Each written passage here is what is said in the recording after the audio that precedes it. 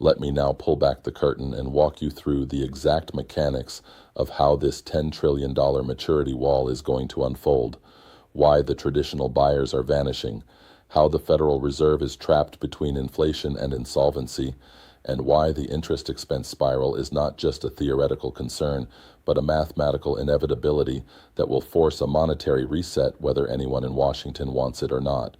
This is the section where most financial commentary stops. They give you the headline, they give you the fear, they give you the gold price chart, but they do not walk you through the plumbing. They do not show you the gears turning inside the machine. That is what I am going to do right now.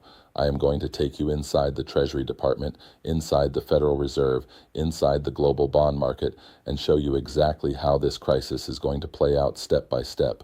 Start with the basics. What is a Treasury bond?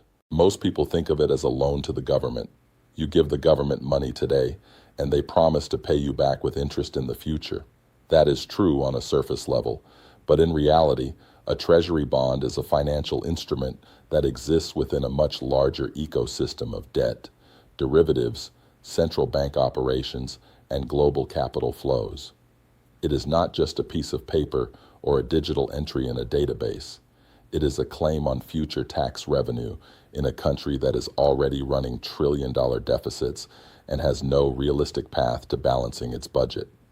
The United States government issues three main types of debt: Treasury bills, which mature in 1 year or less, Treasury notes, which mature in 2 to 10 years, and Treasury bonds, which mature in 20 to 30 years.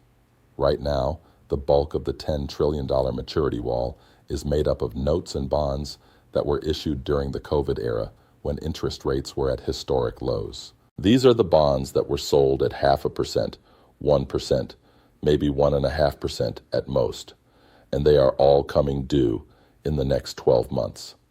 That means the Treasury Department has to go back to the market and reissue $10 trillion worth of new debt to replace the old debt that is expiring.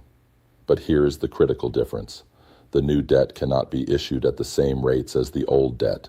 The market will not allow it. Investors are not going to lend money to the United States government for 10 years at 1% when inflation is running at 3 to 5%, and the Federal Reserve is holding interest rates at 4 to 5%. They would be losing money in real terms every single year. So the Treasury Department has to offer higher yields to attract buyers. How much higher? That depends on market conditions, on inflation expectations, on global risk sentiment, on the strength of demand at each auction. But even a modest increase in rates has a massive impact on the total interest expense. Let me give you a concrete example. Suppose $5 trillion worth of bonds that were originally issued at 1% are now being refinanced at 4.5%. That is a difference of 3.5 percentage points. 3.5% of $5 trillion is $175 billion. That is $175 billion in additional annual interest payments, just from that one batch of bonds. Now multiply that across the entire $10 trillion wall. Even if only half of it gets refinanced at 3 percentage points higher, that is still $150 billion per year. Add that to the existing interest expense of $1.1 trillion, and you are now looking at $1.25 trillion in annual interest payments. And that is before you account for the fact that the total debt is still growing. The deficit is still running at $2 trillion per year. So every year, you are adding more debt on top of the debt you already have, which means next year's interest expense will be even higher. This is the doom loop. It is not a theory. It is arithmetic. It is a self-reinforcing cycle where higher interest rates lead to higher interest expense, which leads to larger deficits, which leads to more borrowing, which leads to higher interest rates. And there is no way to break out of it without either massively cutting spending, which is politically impossible in a democracy where voters expect benefits and politicians want to get reelected, or massively raising taxes, which is economically destructive and would likely trigger a recession, or printing money, which is inflationary and would destroy the purchasing power of the currency. The Federal Reserve and the Treasury Department are caught between these three options. They are trapped, and they know it. Every single person at the highest levels of economic policy understands that the current path is unsustainable. They have known it for years. The Congressional Budget Office has been publishing reports for over a decade, warning about the long-term fiscal unsustainability of the United States. The Government Accountability Office has been issuing audits and warnings. The International Monetary Fund has been sounding the alarm, but nothing changes.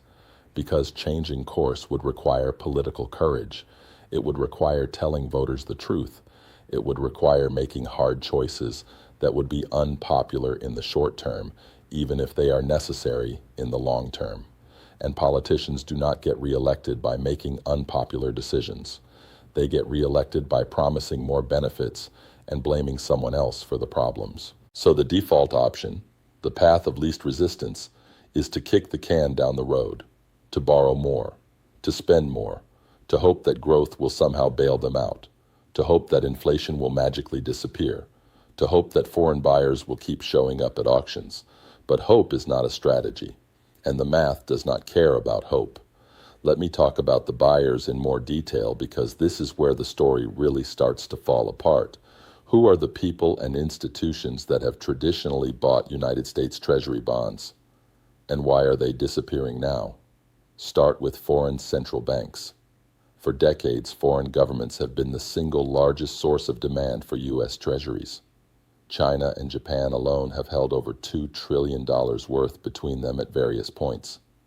Other countries like Saudi Arabia, Brazil, India, and Taiwan have also held significant amounts. The reason they did this was simple.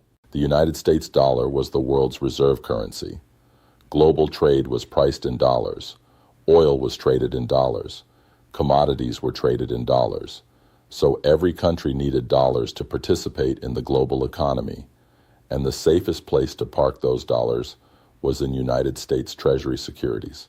They were considered risk-free. They were backed by the full faith and credit of the United States government. They paid a small but reliable return.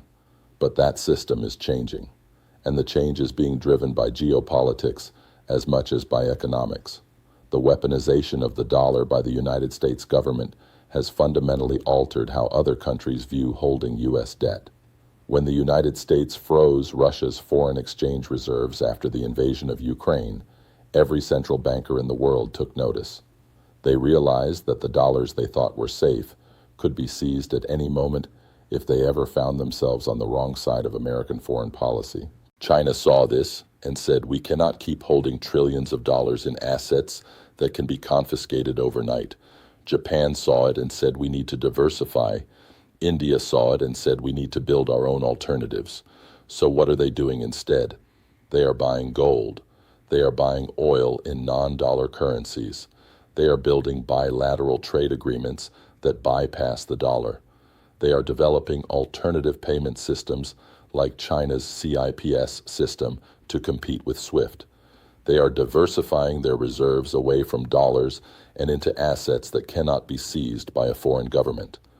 Gold is the ultimate example of this. Gold is physical. It is outside the banking system. It is not someone else's liability. You cannot freeze a gold bar sitting in a vault in London or Shanghai or Singapore. That is why central banks are buying it at a record pace. Not because they think the price is going to go up, although they probably do, but because they are trying to reduce their exposure to a currency and a financial system that they no longer fully trust. China's behavior is the most telling. They have been systematically reducing their treasury holdings for 18 consecutive months, while simultaneously increasing their gold reserves for 18 consecutive months. That is not a coincidence. That is a strategy. They are de-dollarizing. They are moving out of U.S. debt and into hard assets, and they are doing it quietly, methodically, over time, so as not to crash the market or trigger a panic.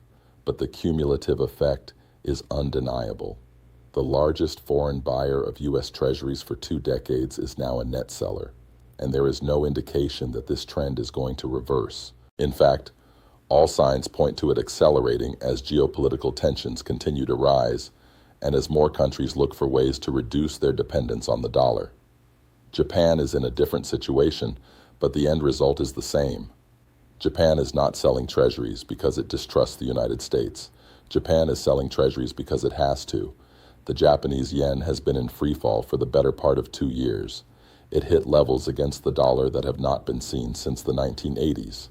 The Bank of Japan has been forced to intervene in currency markets multiple times, spending tens of billions of dollars to prop up the yen. And where do you think they are getting those dollars? They are selling treasuries. They are liquidating their U.S. debt holdings to defend their own currency. They do not have a choice. Their economy is under enormous pressure from a weak yen and rising import costs. Energy prices, food prices, raw material prices, all of these things are priced in dollars. So when the yen weakens, everything gets more expensive for Japanese consumers and businesses. The Bank of Japan has to act, and the only way they can act is by selling the dollars they have and buying yen. So your two biggest foreign buyers are leaving the market for completely different reasons, but with the same result. China is leaving because it wants to. Japan is leaving because it has to. And neither one is